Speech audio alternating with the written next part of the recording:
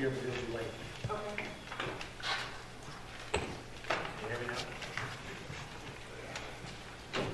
now? And adjustments to the agenda, just on 13.1, it says BBA, it should be BBBA. Not a big deal. And the item that you got in your emails is not going to happen, so we're not going to make that adjustment that you saw.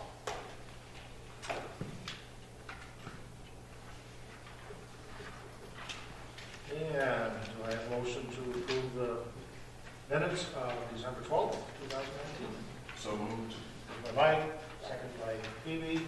Any discussion, any errors, omissions? Nothing? All those in favor? So moved. And communication. You read the resignation from Ashley Morneau, transitional kindergarten teacher at Spruce Mountain Primary School. I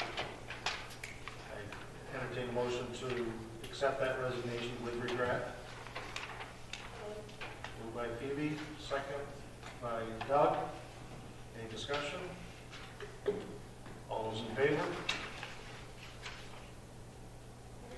So moved. And on 6.2, the retirement notification from Jackie Kilbreth, school nurse at Spruce Mountain Middle School and Spruce Mountain High School. Again, a motion to accept that with regret.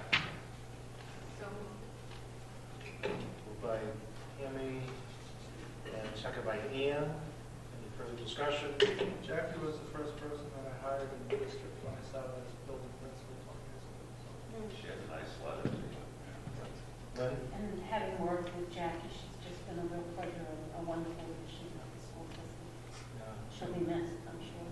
And I got to know Jackie when I taught in Canton. I had both of her kids, and got to know what a great gal she was. So.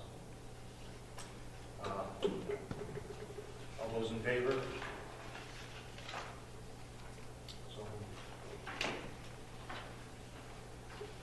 any public comments? no. Any board comments? At the last meeting, we were informed that Farrah Poirier, a teacher at the primary school, wrote and received a grant for the pantry. And I would like to have the board send her a letter thanking her for her efforts and congratulating her on having received that. Yeah, absolutely. Do that.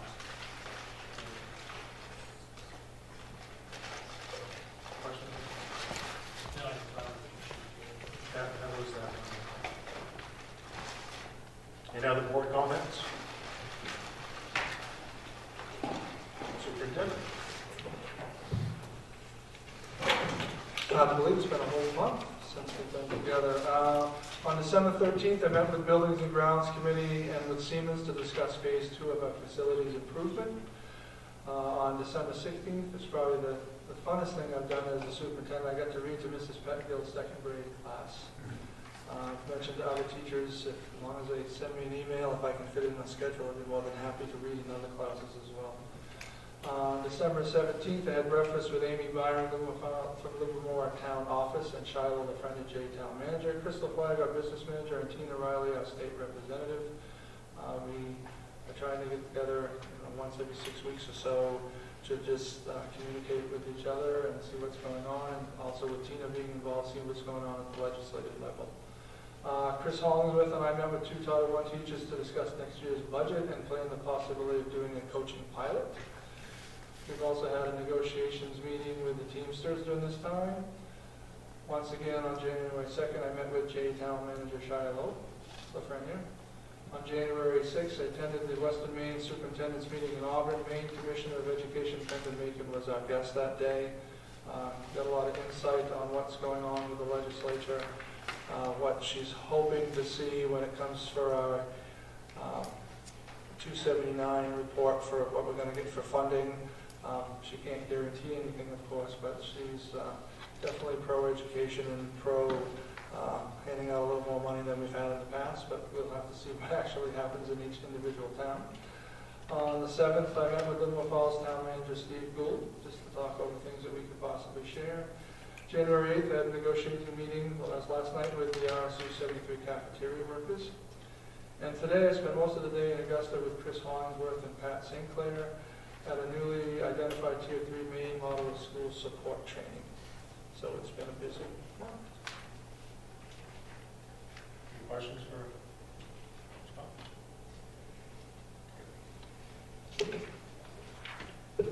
The administrator reports. Ken?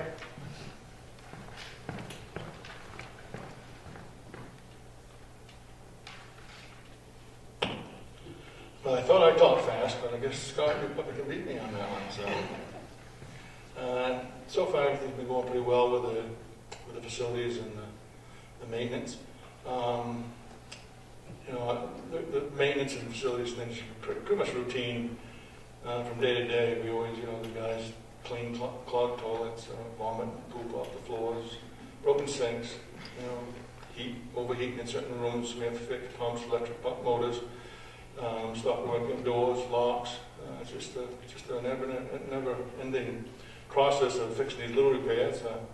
But we have been pretty fortunate that they have been fairly minor, and we have had no major ones so far this year. Our biggest challenge, I believe, and maybe Jim can verify, I think one of the biggest challenges every day is trying to keep our staff healthy and to keep them to come to work for that 175 days the school's in session. We did have two full-time employees that had gotten done from the district, and we also had another full-time employee that's going to be out for the whole month of January. So we've been doing a lot of juggling and trying to keep things running as smooth as we can, and we have. On last Thursday, we did hire a new employee, Nate Gould. He comes from the Rumford area, just newly married. He worked for Dixfield School District, so he's had some experience in driving bus and also in the cleaning. So far, I've been very impressed with him. He's a very young person, but he seems very, very energetic and very happy to work. It's kind of a rarity sometimes today to find that, but I think we have in him. If you happen to go upstairs when you're going by, you can certainly meet him. So far this winter, everybody knows we've had a pretty good winter. Out of the 5 storms we've had, I think the biggest one's been that one that we had 6 to 8 inches. I got a little work up with the truck, but it really not so much so far. I do say the staff's been doing a great job keeping the buildings clean and safe.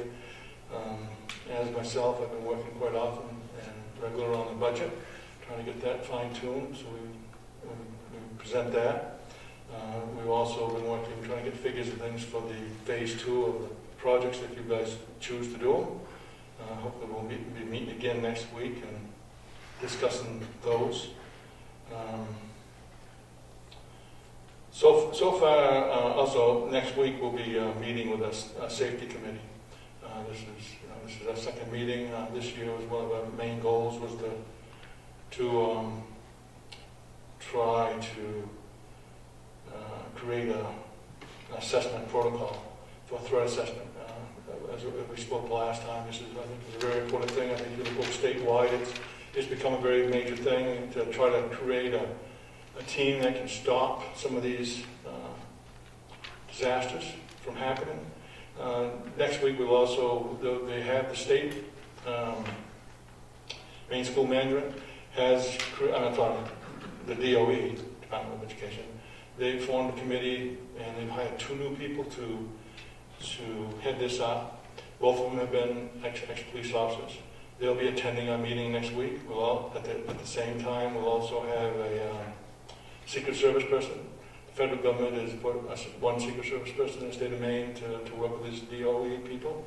And so they'll be presenting a little program to us and trying to explain what their role is going to be and see what they can do for us and our district. Also, we just got notice that there's going to be another COPS grant for 2020 that we can apply. If so choose, if you guys so choose that you'd like us to try to apply for that, which I imagine we will. And we'll be speaking with Scott on how we want to arrange it. It's a different scenario than we did last time. To continue the same way. Also, I guess in closing, we also got some money from the Franklin County Emergency Management Association. We're going to be kind of heading up with a meeting in March with RSU 9 and RSU 58. They're going to pay for this meeting for the principal of, his name is Frank D'Angelo. He comes from Columbine High School. During the shooting, he was the principal at that school, and back when the shooting occurred back in April 20th, 1999. I think it'll be very interesting, very educational for us. Certainly welcome any of you, if you can get that opportunity to come to that. We'll probably be holding it at Mount Blue Auditorium. Well, not the auditorium, but where they have all the meetings and things. And so, I'd certainly say that'd be a great opportunity for anybody to hear this. And I've heard he's an excellent speaker. So certainly welcome you for that, and we'll let you know more. Scott will certainly keep you on tune on that and when it's going to happen, the exact day and the exact time. I think that's it. Any questions? That cost, man, that's one that we put into the video surveillance. It is. It's the one that we joined in with Mount Blue and the police officers. Are they gonna try it as well? Are you gonna work with them, Mount Blue, and? Oh, that's for Scott to decide, and you guys, and if we want to go that way, we want to go along. Yeah. Anyone else?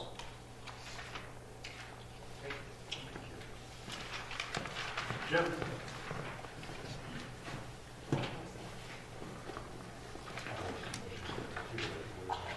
Good evening. Hope you guys had good holidays and everything. Winter's here. It's going to be gone Saturday, and it'll be back on Sunday. That's what it looks like. I got a few items. The second new bus is going to arrive anytime, probably within a week or two. I think it's in transit now to Cressy and Kennebunk. The other thing we got is the federal government has changed the way that they do drug testing tracking. They put it all into a drug and alcohol clearinghouse. I think the policy committee was looking at some stuff that I sent them down to update what we already have because of the changes. As a district, we had to sign up. I've got us all signed up. We're all in compliance. And I'm just waiting for the board to look over the policy, make sure everything's good, and then we'll go from there. To go along with that, I sat through 3 drug and alcohol testing webinars. They're very interesting. 40-minute webinar on DOT drug testing, the new rules. That was the interesting one. 22-minute webinar on reasonable suspicion of training for supervisors, and then a 60-minute one on the effect and consequences of drug use for supervisors. So it was good. It was informative. It tell a lot about what's out there and what people are using and stuff like that. So it was good. And to finish up, back on December 11th, we had the GFWC Livermore Falls Women's Group came by the bus garage and thanked all the bus drivers for their dedicated service to the community and children, getting them back and forth to school safely. And they brought in some goodies, cookies and stuff like that for everybody.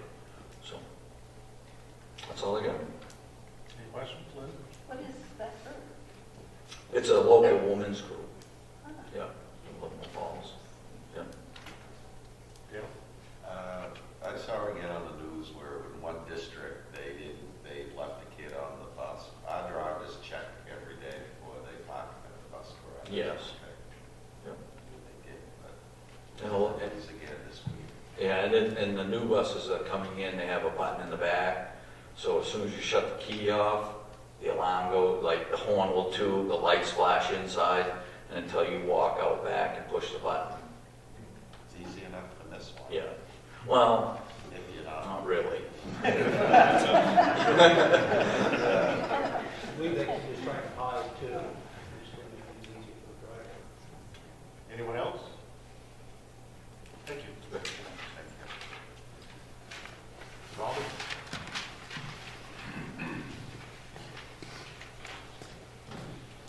Good evening. Yesterday, we hosted a culinary luncheon for local business owners to see a workforce training program in action. We had representation from 7 different businesses and the representative from Angus King's office. Business owners identified challenges in finding qualified applicants for their businesses, along with trends that they're finding in new hires and trying to keep them employed. So we talked about, what it means to show up and be on time and take initiative. And we offered up to them our 60-hour work-ready training program. So like our culinary program includes that 60-hour curriculum. It's recognized by the state. And we talk about the culture of work and hone their communication skills and how to function as a team player. Doesn't always work, but we hope to instill those things in them.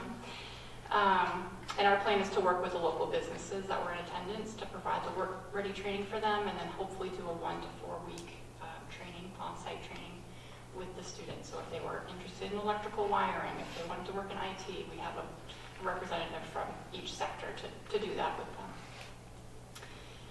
The CMA cohort finished. I had emailed that everyone passed their national boards. So they finished up their on-site classes with us, and most have finished within the last month their externship hours at the hospital. So they're actively applying for jobs at Franklin Memorial Hospital Health Reach, and then we have a new placement with UMF. They're looking for a medical assistant at the health center there. And we just started a new CMA cohort with 10 students in December, so if we are lucky and all students are successful, we'll have 17 CMA graduates in May. I was recently asked to serve on the State Workforce Board for strategic planning, so I traveled to Portland on December 18th to discuss what's working well for engaging young adults in workforce training programs and what presents as barriers. I thought the best part of the meeting is they had a group of 16 to 24-year-olds come in and speak about their experience with the K-12 system, adult education, higher ed, entering the workforce, and what's the barriers from their perspective, and that just really helps kind of solidify some things moving forward through our adult ed. And finally, we're continuing to build a pathway with Healthy Community Coalitions. They received a grant, and we are written into that grant to provide workforce training for people coming out of recovery.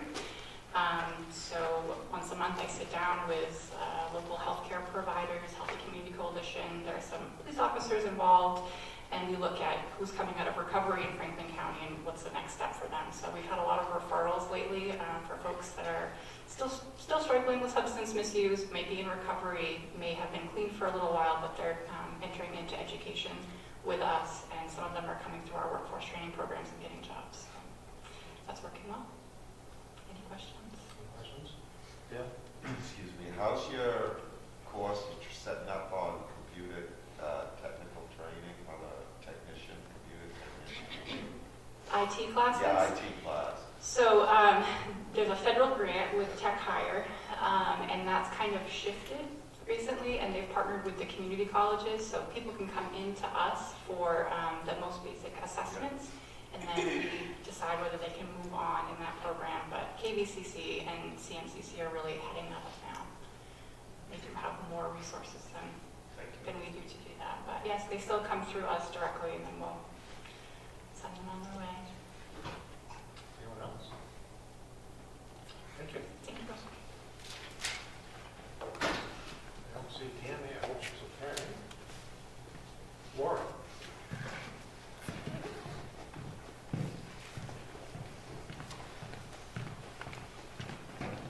So, good evening. Brought everybody with a few snacks. So, December we started working with Berry Fruit Farm, Joel and Melissa Gilbert. Working with them with our fruit and veggie grant program and having them procure and process some of the fruits and vegetables for us to offer to the student population. We offer that grant in the 3 buildings. The high school does not receive that. Basically, we're looking at about 940 servings 3 times a week. And I just brought a couple examples for you to just kind of look at to see. We've got some local carrots that they got, as well as some oranges. It's just a really nice little packaging. And they make it really easy before. And what we've done in the past is do whole oranges, and sometimes that's problematic for the staff and the teachers to help the students take the time to peel and stuff. So I kind of just wanted to touch base with you a little bit on our idea on doing that and keeping that local.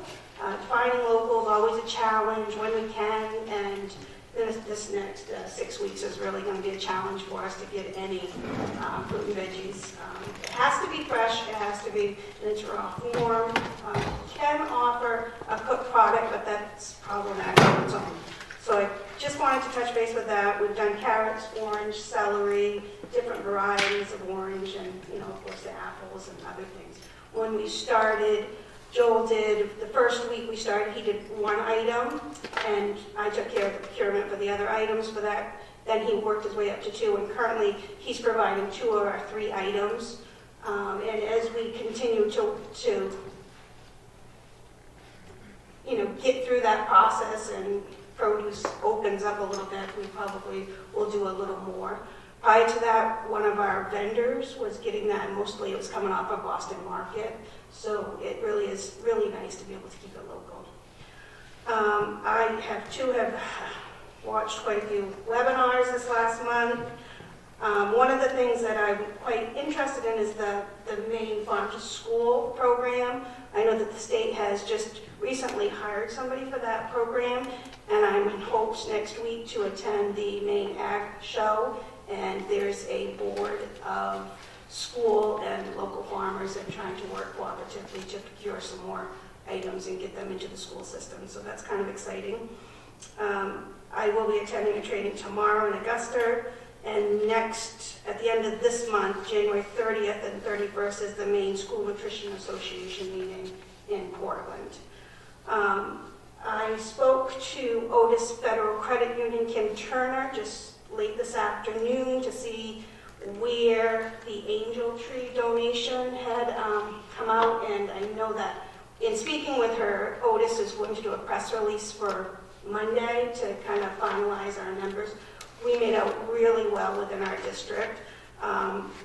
They was able to raise $1,651, and that turns into 611 meals.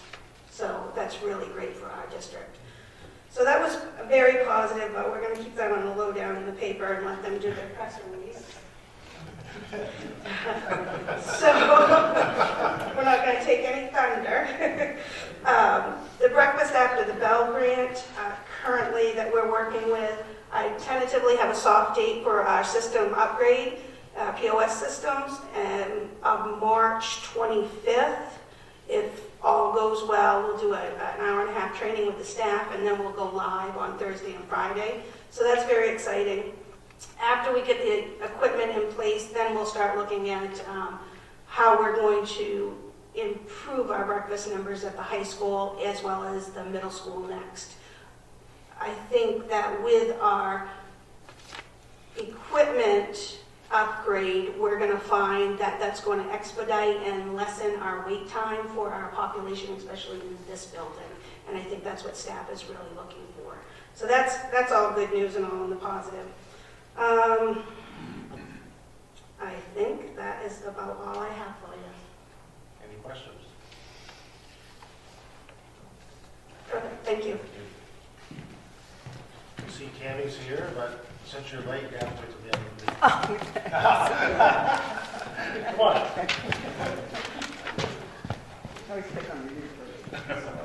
Yeah. So, feels like I haven't seen her in a while. So we hired a social worker, and she's fabulous. She started this week. She has an office in this school and at the elementary school, so she's just getting her feet wet this week and meeting people, and she's been very welcome. She's excited to begin her work that we hired her to do. So we've been happy about that. We are advertising for a speech and language person that's already was in the budget prior. It's just a 1 day a week position that needs to be filled because we have a lot of need, and we have a speech and language person who's hired for 4 days a week and another who's full-time. And then we have what's called .com therapy. It's an online platform to sort of fill in some gaps, but as you can guess, having someone in person, especially for speech and language, is a more comfortable format, I think, for most kiddos. So we are advertising for that and looking for someone to fill that for 1 day a week. We have separated the grade 6 through 12 behavior programs so that prior to this, they were grade 7 through 12. Now it's 6 through 8 at the middle school. And we have a grade 9 through 12 that's still out where it was and was formerly known as Crossroads. So those are going well. And the position at the middle school just started after Thanksgiving break, with separating the kids that had been sort of put together all in one program are now in their middle school, in their program with just kids in middle school, and high schoolers are with high schoolers. So it makes a lot of sense, and we're seeing positive benefit of separating those two. The special education audit is underway, so we're being audited this year. We were supposed to have been audited last year, but there was an ask and a grant for putting it off till this year. So we're under audit. I don't foresee any major issues because I'm working hard to get ahead of anything I do foresee, because one of the things when the DOE does an audit, they're looking for anything of concern that sort of follows a pattern. So it's not like they see one error or one issue of concern, but if there's a pattern, they go, well, they must need some training, or they need to go back and correct whatever this issue is. And so I'm working really hard to get ahead of all those issues so that if we do get what's called dinged for some things, that we can already say, you know what, we saw that too, and here's what we've done already to make sure going forward that those things are corrected. So they're coming in May, they meaning the DOE, is coming in May to perform the sort of on-site visit audit part of things. So looking forward to that. Actually, I used to be the auditor at the DOE, so I kind of know, it's kind of helpful, so that I know what we're anticipating. So looking forward to that, actually, which sounds like I'm looking forward to a root canal, but really I'm looking forward to it. And we had a person, and I'm going to forget her entire name because it's hyphenated, Hillary Goldswaite. I'm going to forget her other last name, but she is from a southern school district and traveled up here to provide some professional development because we had needed to hire her to do what's called a assistive technology evaluation on a student. And so while she was already up here, we got an hour of professional development while she was already here, because she had to drive like almost 2 hours to get here. She was in like below Saco or somewhere. And that was extremely exciting and helpful for all the people that attended on one of those late arrival days. That was pretty neat, all the things that she introduced us to in terms of apps, just simple things that we weren't aware of, that because it's her field, she was sharing all kinds of things with us, so that was exciting. We continue as well to do professional development every late arrival Wednesday, mostly with the ed techs, but we've mixed it up and done some different things too. But that's been a continuing sort of shiny spot in the week for me, and hopefully for the people that attend. I'm going to report out on numbers again. I know I report out every time, but all in all, when we crunch the numbers recently, we have, when you take out when you put in all the kids that have moved in, and then we've had some people move out too, so they haven't just come in. We have had some people exit. All in all, when you balance that, we have an addition of 55 students in special ed. And that's a lot comparatively, because if you think about, we average about 250. If you look over the last 10 years, we average about 250 students, so now we're at like 300. That's a lot. And we have 38 kids in referral currently right now. Actually, we had 2 more this week, so it's probably 40. But we had 1 move, so it's 39. So that's a lot. I just want to keep you abreast of those numbers, as we go along. I think that's it. Is there any questions? Yeah. Lynn? My understanding is in the middle school behavioral program, the person the teacher is Yes. retired. He is. And so do you anticipate that the replacement would be coming into that behavioral position? I've talked about that with Scott. Of course, we all know we're going through the budget process, so we're keeping our eye on that. We know that in the end, we'd probably like to advertise as soon as possible an anticipated position, but we're waiting because, as you know, numbers can change, and they changed swiftly this year. So we're waiting, but we are keeping our eye on that. Yeah, thank you. Anyone else? Now, for those numbers checking out, at 250, are you seeing that in Farmington and in Turner and the other school districts around, or is that RSU73 or? When I go to our MADSEC group, which is other special ed directors in the area, so I do hear that from some of the other ones that are sizable in comparison to ours. But what I don't hear is that overall, when they do all the numbers out, that they end up with 50 additional children. I hear that a lot of people are moving in and out of places. But I think our situation is a bit unique in that it's 50 additional kids, which is a significant amount when you look at our population, special ed population. Andrew? Just out of curiosity, is a percentage of the total students in the district coming in special ed? And is that comparable to other districts in the state? It is. I think, the rate changes from year to year. I think the last time I checked it was 18% is the state average of students in special ed in a school district.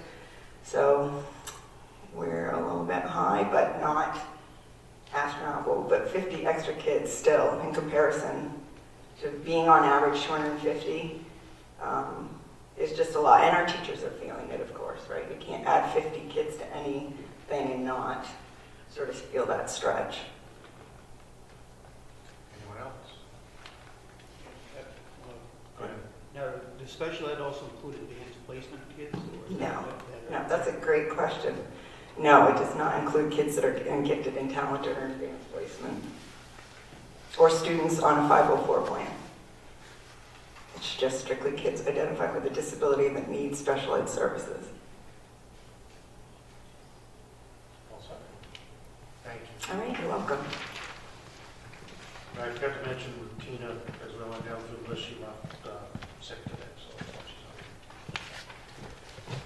on. And mine, we got a nice card from Scott Ladd's family. I'll pass that along so you can see that. And I know everybody's excited to do their homework.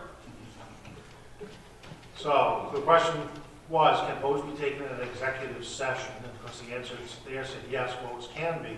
But I asked you to reference that to policy BEC. What did you find out? Good thing. Find out. Put him on the spot. Go ahead, Joel. I'll try to save one. Oh, that's fine. I mean, things can be done there, but no action needs to be taken. And you gotta look at the policy, the law policy we have, we usually get 2 levels of it, then you go up to the statute 405 to speak to that. So basically, a vote can be taken, it's just not binding. And the thing that I want to mention to everyone is that you may vote, say, whatever it is, in that meeting, and then come out to do the official vote, and you can actually change your mind walking down the hallway. So, good. And you've got your new homework for next time. That's all I have. Any committee reports? All right. Under policy 13.1, I entertain a motion to accept the second and final reading of BBBA, board member qualification policy. So moved. Mike, second. By Doug, any discussion on that? Any further discussion? If not, all in favor? So moved. That's everyone. And on 13.2, I'd accept the motion to take motion to accept the second and final reading of BCB board member conflict of interest policy. Moved by Doug, second. Lena, any further discussion on that? All in favor? Again, that's unanimous.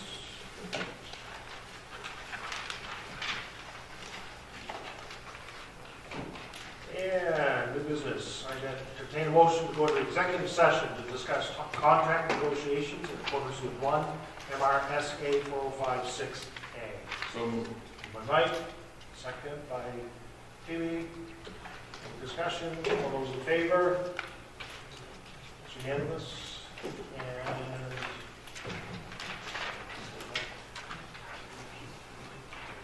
yeah, take that sheet with you, both the agreement and that point sheet. We're going to be down to the gap. Would have been a good bet. Session at 6:49. Mike. Yes, I would like to make a motion. Okay. I move to ratify the contract between the Regional School Unit number 73 and the Teamsters Local Union number 340, starting July 1st, 2020, and going to June 30th, 2023. A motion, we have a second. Maybe any further discussion on that? If none, all those in favor? That's unanimous. Mike, did you write that motion? Again, Congratulations, Denise.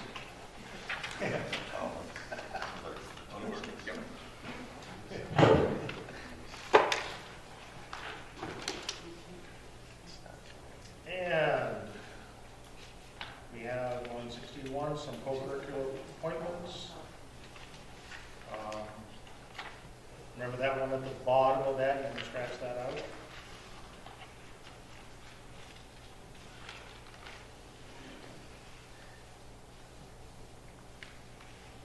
No other business?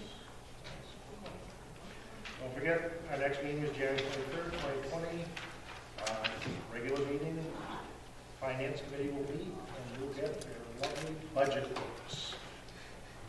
At the end of the meeting, because we don't want you guys staring at those while you're supposed to be paying. You still need binders?